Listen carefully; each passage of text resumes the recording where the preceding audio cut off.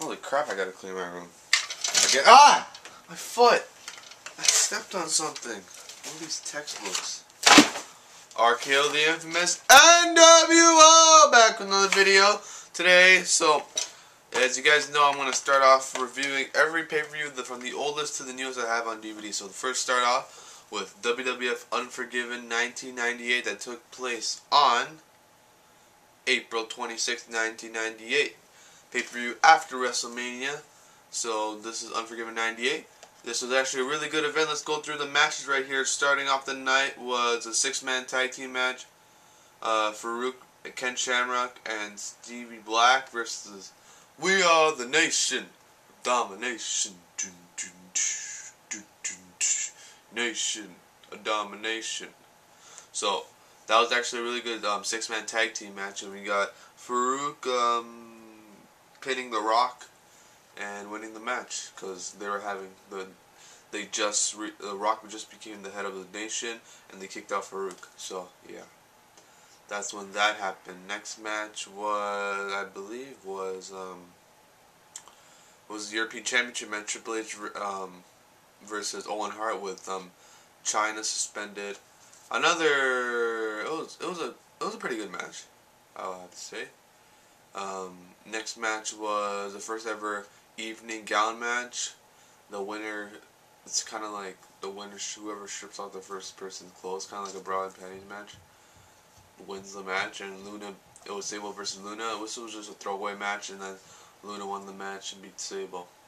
So that was whatever. We also had the New Age Outlaws versus Legion of Doom 2000, and another good tag team match. And Legion of Doom walked away with the new tag team championship. Those guys were having a really good feud back in '98 on Raw. I remember a lot of from '98 before the pay-per-view because it was on WWE On Demand, and there was a Raw before Unforgiven '98, so I remember a lot of it. I watched it like last month, so that was pretty good. What else do we have here? We have Double J singing with country sensation Sar Brown. That was not that good. That was just a waste of time. Then we finally, it was about an hour and 40 minutes in pay-per-view, we finally get the first ever Inferno match. Undertaker versus Kane. And the build-up to the match was tremendous because coming off when all that build-up leading into WrestleMania, how Undertaker couldn't fight Kane because he's his brother and he couldn't harm family, and then Kane said he would take out everyone unless Undertaker faced him in WrestleMania 14, and then Undertaker faced him, and it took Undertaker 3 tombstones to beat Kane. And then after that, Kane losing, and then Kane challenging the Undertaker again, face your brother. No, Paul Bearer saying, face your brother, face your brother, face your brother, one more time. That was I love that promo. That's probably one of my top 10 favorite promos of all time in wrestling. I love the Undertaker Kane feud back in '98. Probably one of my top 5 favorite feuds of all time, personally. And just when you look at that match, it's like the first ever Inferno match. You know someone's gonna get set on fire, and then them two working. It wasn't even like a short match. It was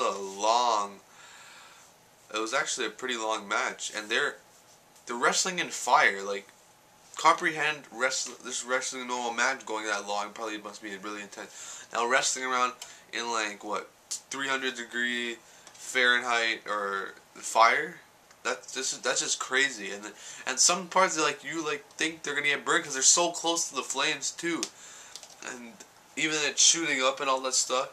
And I thought, as I remembered, Kane was like a little bit burnt, but then when he gets pushed onto the flames, his whole arm from like here to like here, and Kane's a friggin' huge ass guy, so his arm is like huge, so it's like from here to like here, and he's on fire and he's running all the way to the back, and still no one puts him out, which is kind of funny. That I thought that honestly that was at least a 4-star, man, just because the amount of stuff that those two guys had to go through wrestling in fire. That's just unheard of when that first ever happened. And then like I said, just a build up.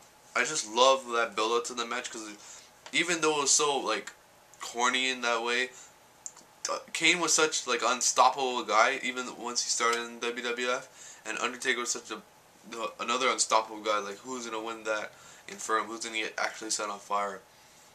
So Undertaker, not the crap that we see in 2010, but back in the 98. And those two guys could go too. They weren't slow paced. They were fast paced, like going crazy when they had a good match. Yeah, so, and there's no injury, so it was good back in the day. So, and the main event of the night was Stone Cold Steve Austin versus Dude Love. As you guys remember that originally on Raw it was supposed to be Stone Cold Steve Austin versus Mr. McMahon, and then Dude Love came and messed up the whole thing, and that's how Dude Love became #1 contender. This is after WrestleMania 14. So this is Austin's first ever official title event on pay-per-view, and it was actually a really good match. And then at one part the referee got knocked out, and then Austin hit McMahon with a chair instead of Dude Love, and then they went in the ring, and then Austin got the stunner on Dude Love, and then pinned him himself, and then he won the match. But then after it was called that after the pay-per-view, like when they were taking out McMahon because he got hit by the chair, that Austin got disqualified for hitting a WWF official. So Dude Love won by disqualification. But if you watch the pay-per-view, you would see Austin pinning Dude Love. Like, he stunned him, he had him with the pin, and then he actually did it himself. 1, 2, 3, and then the music played, and then he celebrated, and that's what happened. So overall, yes, this is a really good pay-per-view, and I only got this for like $20 with shipping on eBay. So if you get this for at least $20, I definitely go grab this. I love the WWF Attitude Era collection. I want all 12 of them, but some of them are really expensive, and the ones that are really cheap are not that great. But this one's a really good one. This one I'm not. And the other one I really need to get is Rock Bottom 98, and that's it. So yeah, that's for watching Unforgiven 1998. Back in the day, probably one of the classic matches, most remembered match of all time is definitely the Inferno match, Undertaker versus Kane, in that epic rivalry they had back in 1998. So hope you enjoyed, and oh, one more thing I want to add is I actually do, like, you guys post, one person posted on my moderator board for me to do a Q&A. And if you guys really want me to do a Q&A, I would more than happy to. My wrestling knowledge or my UFC knowledge, matter of fact. And just send me a message in my inbox. And if you have any wrestling topics for me to talk about, anything at all, just post it on my monitor board. I'll be more than happy to talk about it. I just realized that I have the disc in my laptop. I was just recently watching it while I was doing my essay. That's worth 20% when I finish that, and I watch the video at the same time. So that's all good. So if you guys want me to do a Q&A, just send me a message in my inbox. When I get enough messages, I will probably in the next week or so do a Q&A. If you guys I can get a good amount of questions to answer. So that's pretty much it. Thanks for watching. Hope you enjoyed, and have a nice day.